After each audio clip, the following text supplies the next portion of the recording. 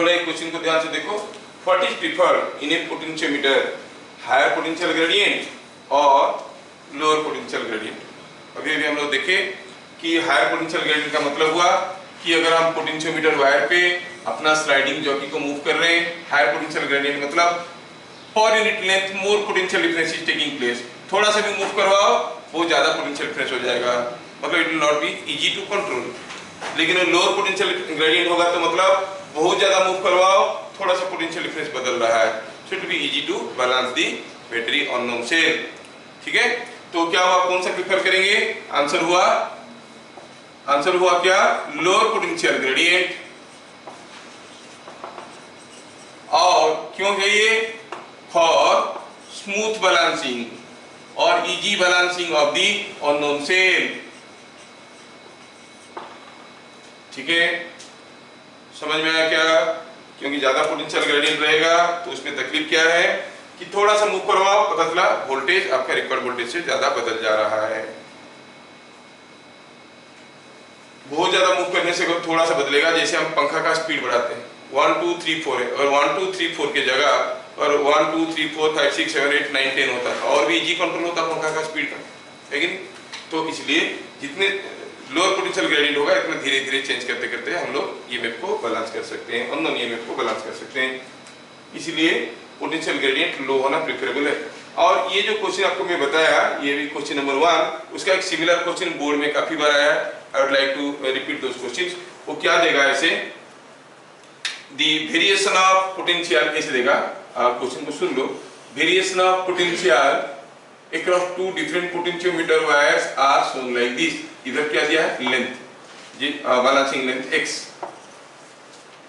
जैसे x बढ़ाते जाओगे एक वायर में वोल्टेज a से बढ़ रहा है, एक वायर में वोल्टेज a से बढ़ रहा है, तो कौन सा पोटेंशियोमीटर आप प्रिफर करोगे जिसमें पोटेंशियल ग्रेडियंट कम है, मतलब dV/dx is less, मतलब slope is less, so this will be preferred. इसको प्रिफर करेंगे क्योंकि इसमें dV/dx कम है, ये भी बोर्ड में आया है। जैसे 2 दे देगा, 2 क्या क्वेश्चन क्या रहेगा? I am repeating the question, listen carefully. In two potentiometers the variation of potential around the wire is plotted like this for different length. ये हो गया different length x around the potentiometer wire. तो दिया है कि एक में से शार्पली बढ़ रहा है, एक में धीरे धीरे बढ़ रहा है, तो आप कौन सा पोटेंशियोमीटर प्रेफर करोगे? आप कहोगे नीचे वाला करोगे। क्यों? क्योंकि इसमें dV/dx potential gradient is less. समझ में आया? कुछ क्वेश्चन तो हम लोग कर लेंगे पीडीएफ में लेके, प्रैक्टिस में कर लेंगे। नाउ सेकंड क्वेश्चन में देखो तो a cell of 6 volt is balanced across 20 centimetre of a potentiometer wire, what will be balancing length for a cell of 8 volt. और ये जो बैलेंसिंग लेंथ होता है वो क्या है? क्या आपको मालूम है? हम लोग देखे थे ये फॉर्मूला क्या था? Ex was V0/L into x। तो x क्या हो गया? It is VL/V0 into E। तो आप क्या कहोगे? इससे पता चला balancing length in the second case that in the third case is equal to L और V0 तो वही है, सो इट इज E2/E1। पहला केस में E2 क्या दिया है? E1 क्या दिया है? 6 वोल्ट। क्या दिया है? E1 is 6, X1 is 20, E2 is 8 और x2 कितना पूछा है? हो जाएगा कि नहीं हो जाएगा इसमें से? Because we got the formula x2/x1 is equal to E2/E1। Swasti, समझ में आ रहा है?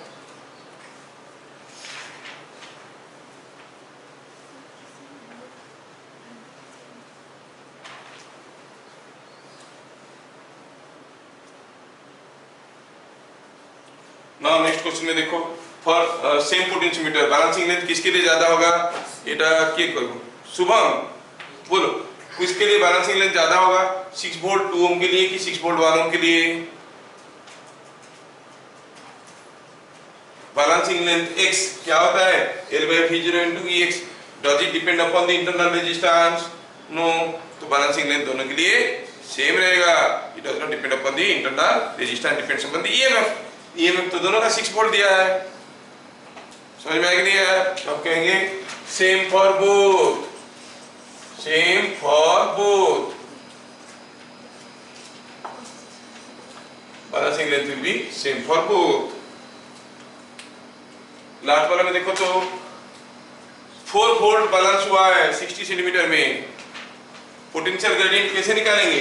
पोटेंशियल ग्रेडियंट का क्या फॉर्मूला था? V0/L। अब देखो तो V0/L is same as EX/X। V0/L is same as EX/X। यहाँ पर दिया है कि 4 volt is balance in 20 centimetre, तो मिल गया ना पोटेंशियल ग्रेडियंट 4/20 वोल्ट पर सेंटीमीटर। समझ में आया कि नहीं आया? 4/20 वोल्ट पर सेंटीमीटर, क्योंकि पोटेंशियल ग्रेडियंट जो V0/L है that is same as EX/X। EX दिया है कि ये 4 वोल्ट बैलेंस हो रहा है 20 सेंटीमीटर में, मिल गया potential gradient. And that is again equal to V0/L, जिसमें हमको L का वैल्यू दिया हुआ है कितना? 60 सेंटीमीटर।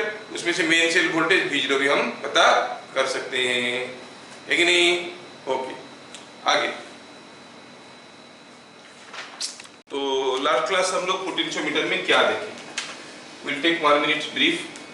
कोई पोटेंशियोमीटर सर्किट में यहाँ पर कोई एक मेन सेल होता था, यहाँ पर एक लंबा सा वायर होता था, यूनिफॉर्म वायर, जिसका लेंथ होता था L, और to measure the potential difference across the लंबा सा wire we connected a voltmeter. Then the unknown cell whose EMF or internal resistance is to be measured was connected through a galvanometer. Keeping in mind the positive terminal is connected to the positive terminal of the main cell. This was EX, this was RX, ऐसा।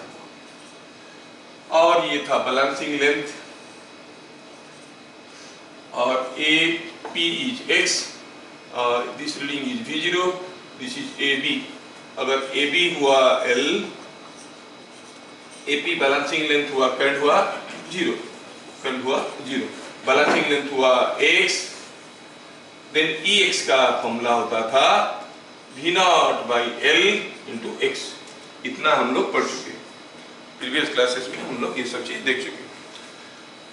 Now इसमें दो किस्म की trouble shooting आता है, जो recently एक तो आया था, उसमें से 2 साल पहले एक आ गया था। तो ट्रबल शूटिंग क्या है? तो क्या था पूरा वर्किंग प्रोसेस? पूरा वर्किंग प्रोसेस में ये था कि ऐसे कनेक्शन कर लो, P पॉइंट को यहाँ से निकाल के धीरे धीरे इधर मूव करवाओ, एक पर्टिकुलर पोजीशन पे मिलेगा कि गाल्वानोमीटर 0 रीड कर रहा है। जैसे पता चल गया कि 0 रीड कर रहा है, stop the process, then measure the length X, you know the length L, get the reading V0, find the unknown EMF। ये था प्रोसेस हमारा। लेकिन कभी कभार ऐसे होता है कि ये पॉइंट को अगर यहाँ से यहाँ तक लेते जाओ, पूरा भी ले लिए तब भी 0 नहीं हुआ, ठीक है?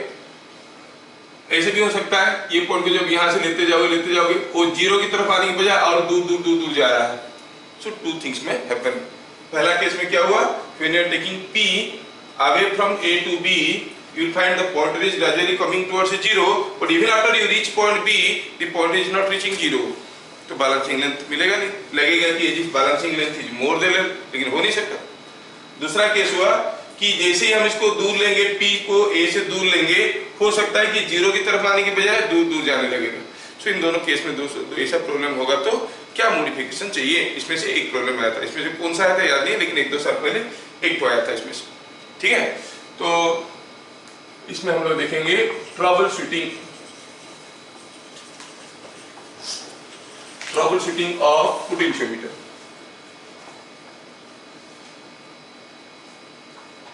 When point P is slowly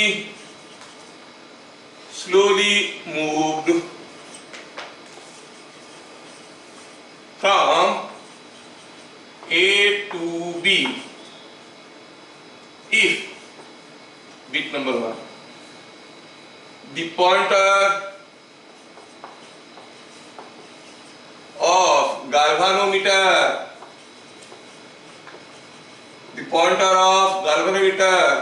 goes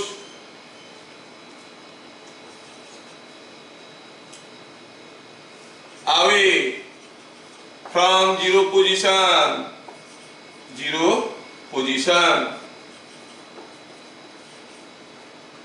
then क्या पता चला? इसको जितना दूर ले रहे हैं उतना ज्यादा जा रहा है, जीरो पोजीशन से दूर जा रहा है। रिगार्डिंग होना चाहिए क्या, इसको जैसे पास पास लेंगे इसको पास पास आके जीरो हो जाना चाहिए, उल्टा हो रहा है। हुआ क्या है, पक्का हुआ क्या है, देखो हुआ ये है कि जो बैटरी है ये वाला उल्टा लग गया है। समझ में आ रहा ना, ये बैटरी अगर उल्टा लगेगा, सपोज इसको ऐसे लगाने की बजाय अगर मैं ऐसे लगा देता हूँ ये, तो जैसे ये पॉइंट इधर होगा तो इसे दोनों टर्मिनल शॉर्ट सर्किटेड है तो कुछ करंट तो जा रहा है, और जैसे थोड़ा थोड़ा इसको मूव करवाने लगेंगे इसके लिए भी कुछ इंड्यूस वोल्टेज आ जाएगा जो भी ऐसा रहेगा। वायर में जो वोल्टेज ड्रॉप हो रहा है उसका हाई पोटेंशियल इधर है, लो पोटेंशियल इधर है, वो भी करंट भेजेगा, so the current will gradually increase. Regarding मतलब ऐसा अगर प्रॉब्लम आया, उदिता को समझ में नहीं आया फिर भी हाँ बोल दी, तो इसमें क्या हुआ, ये जो हमारा अननोन सेल है ये EX RX, अगर हम कहेंगे ये AB है, ये AB है और इसका जो जॉकी पॉइंट है मान लो ऐसे लगा दे,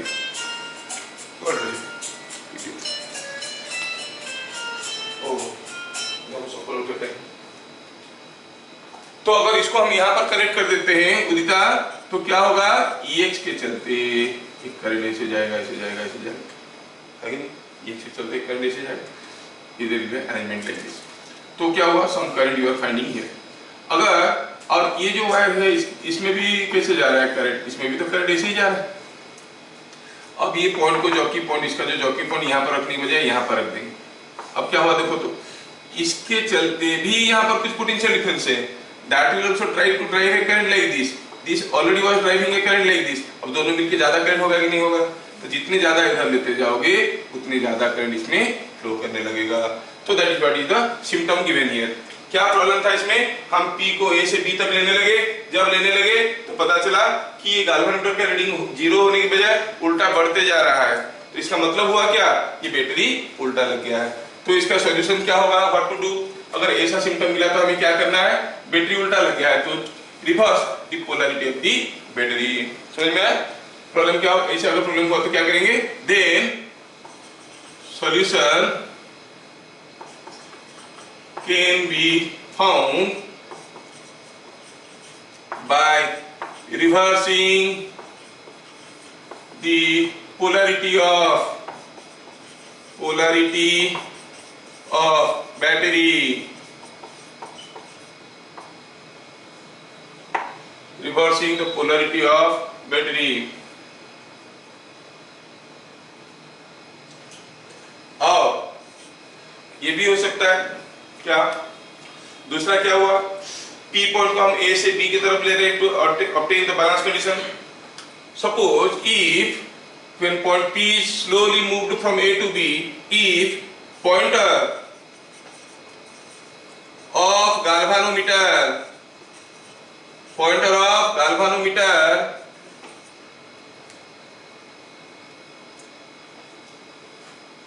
approaches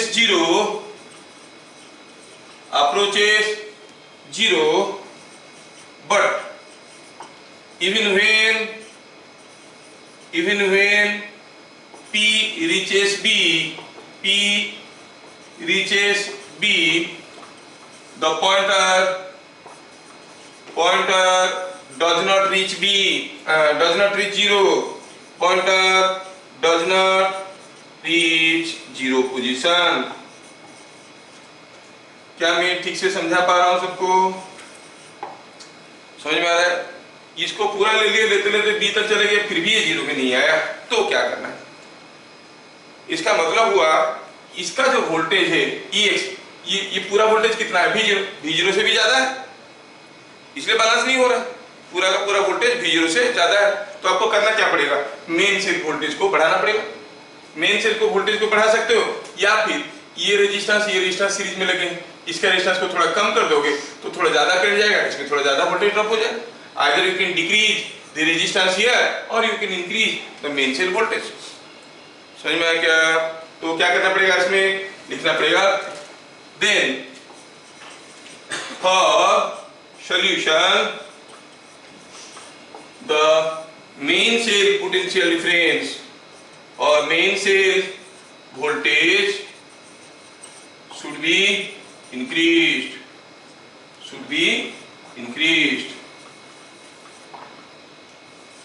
ओके, हो गया, सबको समझ में आ गया?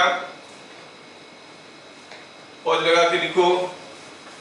Next will see calculation of internal resistance. Calculation of RX, कोई एक बैटरी का इंटरनल रेजिस्टेंस पता करना है। How will proceed for it? मैं ठीक स्पीड में जा रहा हूँ कि ज्यादा जा रहा हूँ? थोड़ा स्लो होना चाहिए, comfortable. Wherever you find any problem you tell. क्योंकि जो लोग वीडियो देख रहे होंगे वो तो पॉज लगा के सुन लेंगे, है ना? क्लासेस सब नहीं था। अभी कोई एक बैटरी का इंटरनल रेजिस्टेंस और नॉन बैटरी का इंटरनल रेजिस्टेंस पता करना है। समझ में आ रहा है? अच्छा, तो देखो, ये मान लो कि x1 is the balancing length, then what you say about EX? You say EX is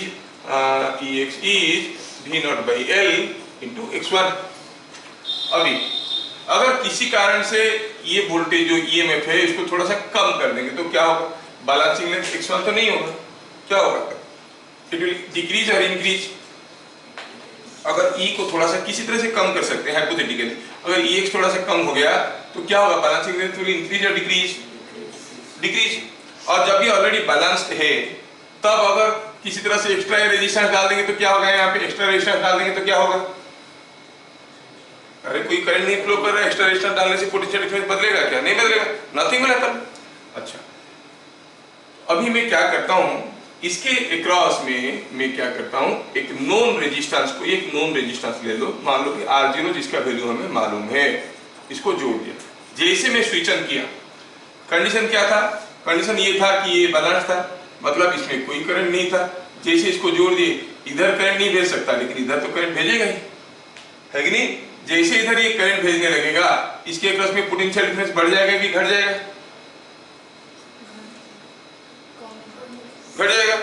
potential difference घट जाएगा, पोटेंशियल डिफरेंस घट जाएगा तो अभी फिर से बैलेंस करने के लिए पोटेंशियल डिफरेंस घट जाएगा तो थोड़ा एनालिटिकल जाते हैं। पोटेंशियल डिफरेंस घट जाएगा तो ये जो गाल्वानोमीटर है इसमें करंट कैसे होगा? नीचे की तरफ कि ऊपर की तरफ? These will be only the analytical questions, क्योंकि अभी ये ज्यादा हो गया, ये पॉजिटिव है ये नेगेटिव है, करंट रश करेगा अंदर की तरफ, नीचे की तरफ होगा। अच्छा, हमें बैलेंस करना है, लेकिन बैलेंस करना है तो ये पॉइंट को क्या करना पड़ेगा? राइट को लेंगे कि लेफ्ट को लेंगे?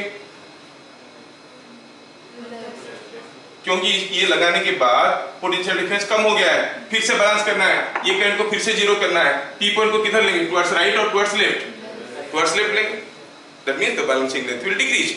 सपोज हम यहाँ पर एक रेजिस्टेंस R0 लगा दिए और पता चला कि ये कोई एक नया पोजीशन में आ गया, एंड दैट नया पोजीशन इज x2।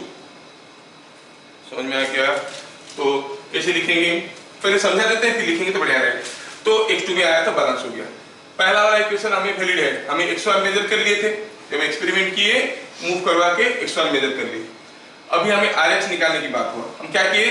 कोई एक नोन रेजिस्टेंस, ये हमें मालूम है, इसका वैल्यू हमें मालूम है, इसको इसमें लगा दिए, मे बी 10 ओम 8 ओम कुछ भी लगा दिए, लगा के फिर से बैलेंस किए और फिर से निकाले जब करंट जीरो होगा। क्या निकाले? x2।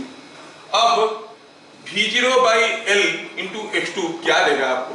क्या देगा? क्या देगा? दी पोटेंशियल डिफरेंस अक्रॉस दिस, नहीं, पोटेंशियल डिफरेंस अक्रॉस दिस देगा कि नहीं देगा?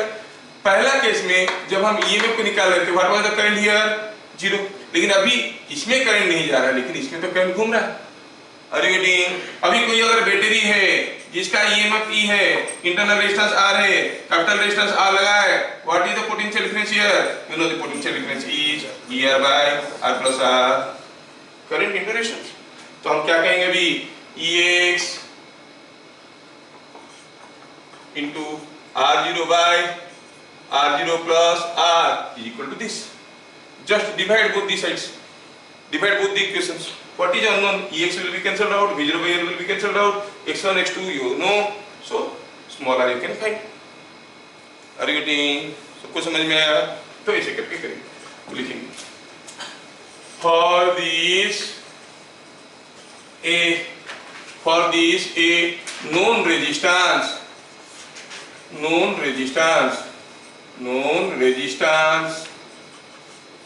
R0 is connected across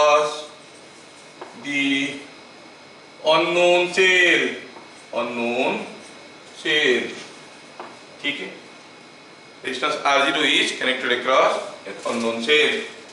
अच्छा, by again the potentiometer circuit, potentiometer circuit is balanced. Again the potentiometer circuit is balanced. Let new balancing length, new balancing length is equal to x2, new balancing length हो गया x2। और आप जानते हो कि जो new balancing length होगा that will be less than x1। x1 क्या है? बैलेंसिंग लेंथ विदाउट, थोड़ा सा न्यू बैलेंसिंग लिखते नहीं लिखेंगे। Let x1 is balancing length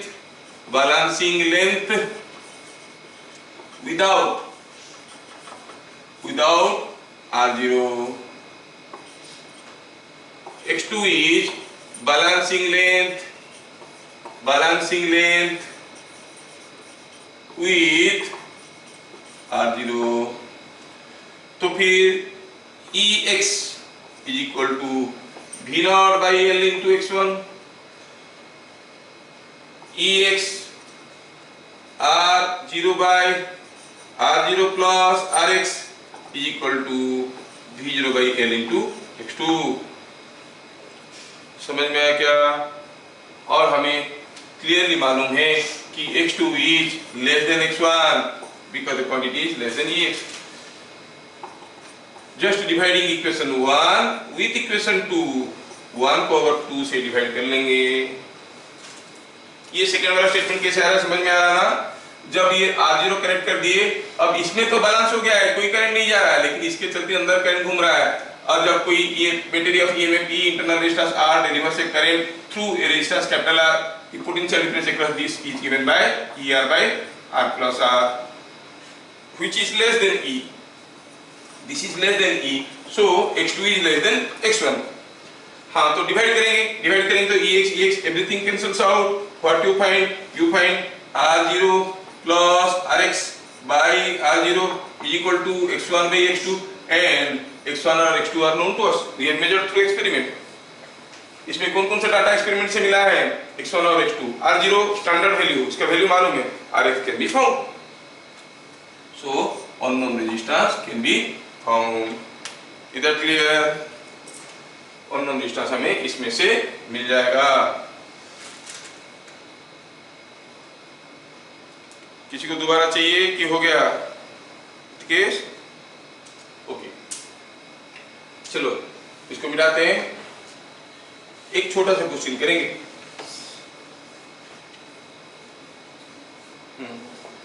ऊपर तो मिटा, अभी तक क्या करा? हाँ, सर्किट कौन सी पूर्ण थी?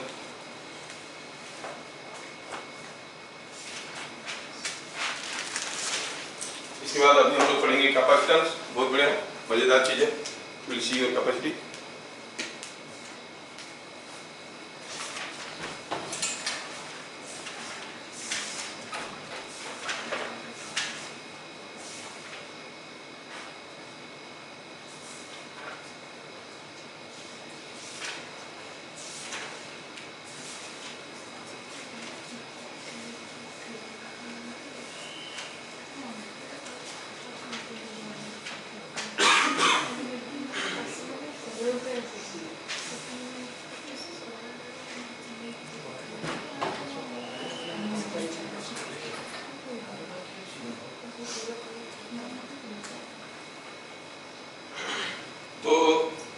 इसके ऊपर एक छोटा सा क्वेश्चन आता है, एक ही क्वेश्चन कर लेते हैं।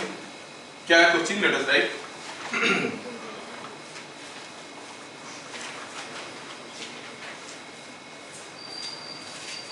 क्वेश्चन है a unknown cell was balanced across 40 centimetre of a potentiometer wire when a resistance 10 ohm was connected across the unknown cell,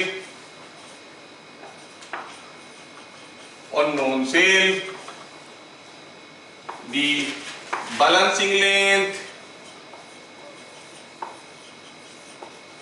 changes by say 15 centimetre, और छोटा ले लेते हैं 5 centimetre. Find internal resistance of unknown cell. जो नया cell लगा है उसका इंटरनल रेजिस्टेंस बताओ. ठीक है, देखो सब कुछ दिया हुआ है, लेकिन दिया है balancing length changes by connecting A resistance. Balancing length changes मतलब स्वस्तिक को समझ में आ जाना चाहिए. बैलेंसिंग लेंथ बढ़ गया कि घट गया. क्या हो गया स्वस्तिक? जब हम लगा दिए 10 ओम का resistance, you are getting absent minded. Swastik, जब 10 ओम का रेजिस्टेंस कोई अननोन सेल में लगा दिए, बैलेंसिंग लेंथ विल इंक्रीज और decrease. Udita, it will decrease, है कि नहीं? अभी तो देख रहे थे. That means if balancing length changes by 5 cm कहा है, मतलब here you say x1 कितना है 40 सेंटीमीटर, क्योंकि वो बैटरी बैलेंस हो रहा था इतने में. अब दिया है कि कोई अननोन रेजिस्टेंस, अब कोई नोन रेजिस्टेंस अब 10 ओम लगा दिए, बैलेंसिंग लेंथ चेंज हो गया. हम जानते हैं by putting a resistance across the unknown cell the balancing length decreases. तो अब x2 क्या हो जाएगा? x2 विल बी 40 तो था बैलेंसिंग लेंथ, अब चेंज हो गया है 5, मतलब डिक्रीज हो गया है. That we have to understand. यहाँ पर डिक्रीजेस नहीं लिखा है. कोई अगर 40 प्लस 5 ले लेगा तो गड़बड़ हो जाएगा. क्या लेना है? 40 minus 5, that is coming out to be 35. अब आपको फॉर्मूला मालूम है, R0 plus RX by R0 is equal to X1 by X2. और इसमें से आपको निकालना है R0 का वैल्यू कितना दिया है? R0 इज गिवन 10 ओम. खत्म. आंसर तो कोई भी निकाल सकता है. RX can be found. समझ में आया सबको? हाँ, यहाँ पर पोटेंशियोमीटर का पूरा चीज खत्म हुआ. Nothing else to be discussed. आया समझ में? हाँ, variety of question is also over.